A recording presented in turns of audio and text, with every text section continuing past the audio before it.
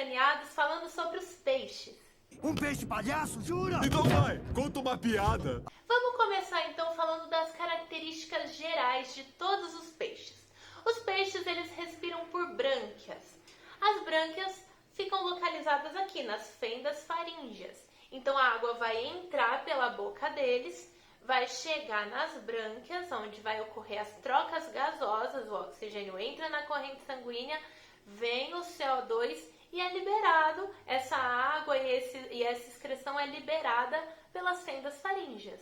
As excretas nitrogenadas desses animais são liberadas em forma de amônia ou de ureia. Além disso, eles têm o sistema digestório completo e o sistema circulatório deles é fechado, porém é simples. O que isso quer dizer? Quer dizer que o coração deles tem só 2 cavidades. Vocês lembram? O nosso coração tem 4 cavidades. Dos peixes tem só 2, um átrio e um ventrículo. E nesse coração só vai passar sangue venoso. Os peixes, eles têm o formato hidrodinâmico. O que é isso? Gente, essa porta tá abrindo sozinha e não tá tendo muito vento aqui dentro. Os peixes, eles são hidrodinâmicos. O que é isso? Quer dizer que eles têm uma anatomia que facilita a locomoção deles na água. Além disso, além dessa anatomia, eles ainda têm uma glândula que secreta muco pelo corpo deles e deixa o corpo espesso. É por isso que quando você toca no peixe, ele é viscoso, ele escorrega. Esse muco é liberado justamente para facilitar o nado, para ele ser mais rápido. Eles são organismos ectotérmicos. O que isso quer dizer? Quer dizer que a temperatura do corpo deles depende diretamente do meio externo. Não é que nem a gente, que independente de estar frio, estar calor, o nosso corpo tem que manter a temperatura de 36, 37 graus e não pode ficar oscilando muito disso. Deles não. O ambiente é que vai fornecer para ele a temperatura que ele vai ter. O corpo deles é coberto por escamas e eles possuem nadadeiras também para ajudar na locomoção pela água. São divididos em 3 grupos, os agnatas, os condrictes e os osteíctes. Os agnatos são aqueles que a gente viu na aula passada, que faz parte dos ciclostomados. Apesar deles terem o crânio, eles não possuem mandíbula ainda. Têm o corpo alongado, cilíndrico e não possuem nadadeiras. São peixes cartilaginosos e podem ser carnívoros ou parasitas. Como representante desse grupo, temos o peixe bruxa, que é um peixe marinho monóico que não possui coluna vertebral, então é as únicas espécies que vai manter a notocorda até mesmo na fase adulta. Temos também as lampreias, que essas podem ser tanto marinhas quanto ducícolas e diferente do peixe bruxa, essa aqui já possui coluna vertebral. Ela perde a notocorda no desenvolvimento embrionário. As lampreias são dioicas, elas têm a boca num formato circular que faz delas ectoparasitas. Então elas se fixam em outros animais, em outros peixes e elas sugam os fluidos corporais desses animais. Elas secretam uma substância que consegue encurtar a cascata de coagulação desses animais, fazendo o sangue ficar fluido e elas conseguirem absorver mais rápido.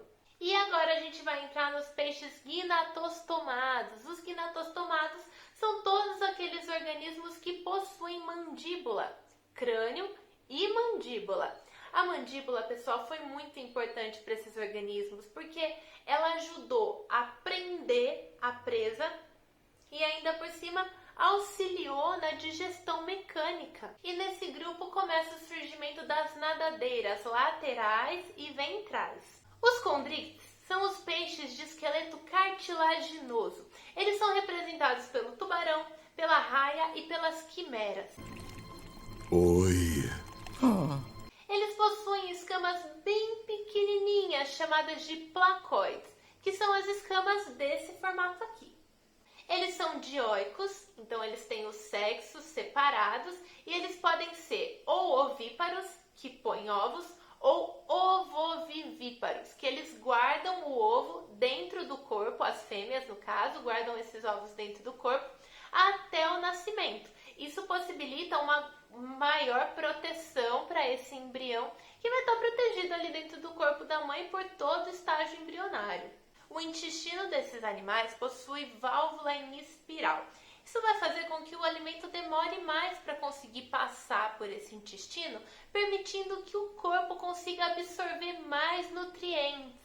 Os condrites, os tubarões em geral, eles eliminam as excretas nitrogenadas dele em forma de ureia, mas eles têm uma característica muito interessante de reter ureia no plasma sanguíneo deles. Para quê? Para manter uma solução isotônica, ou seja, a quantidade de sais que vai estar circulando dentro do organismo deles é a mesma que vai estar circulando na água do mar.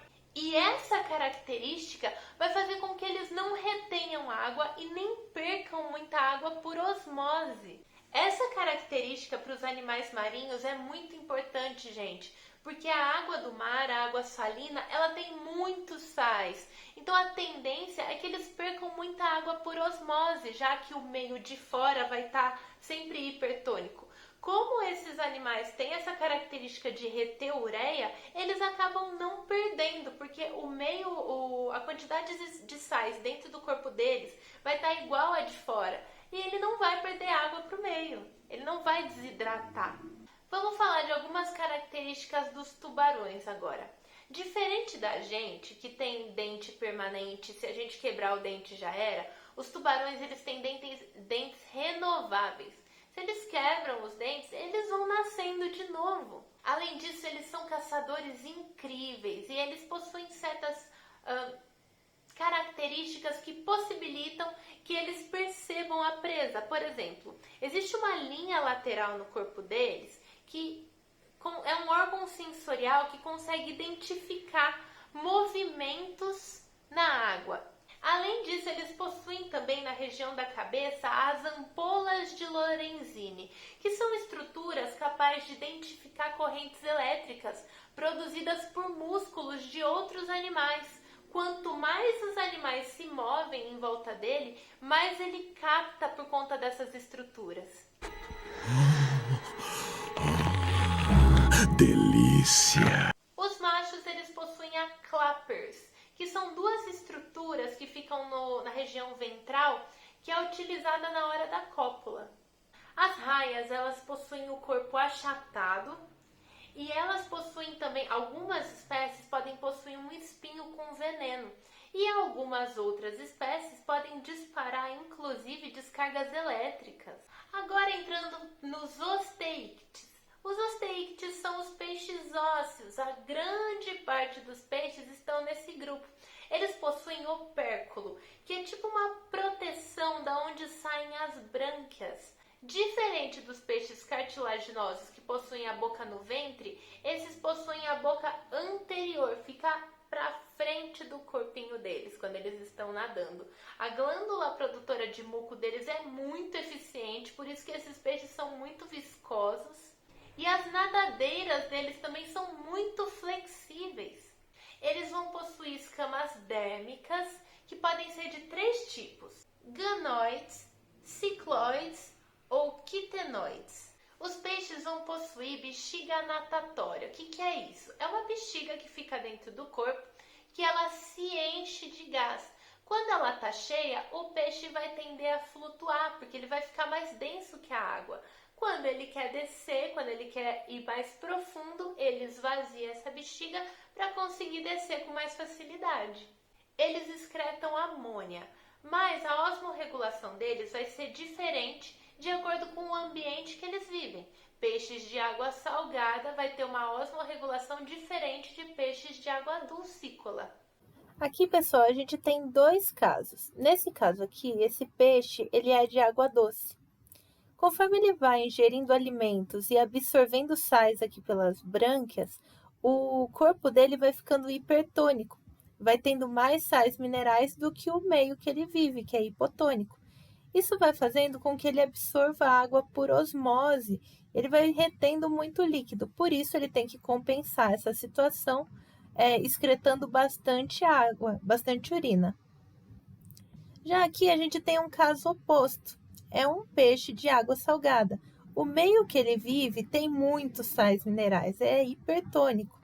Por mais que ele ingira a água e absorva sais minerais pelas brânquias, ele não consegue ser hipertônico ou isotônico perto desse meio.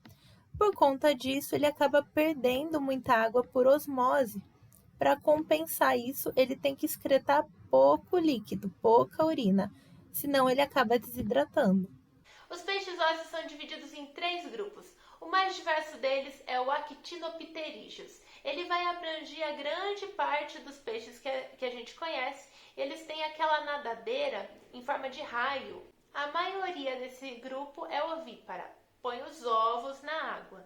Temos também os Sarcopterídeos. Eles são os ancestrais mais próximos dos anfíbios.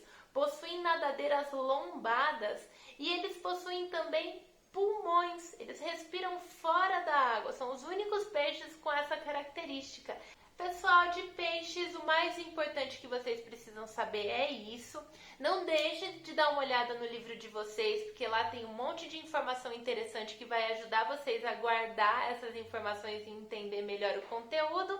E a gente se vê na próxima aula de anfíbios. Beijo!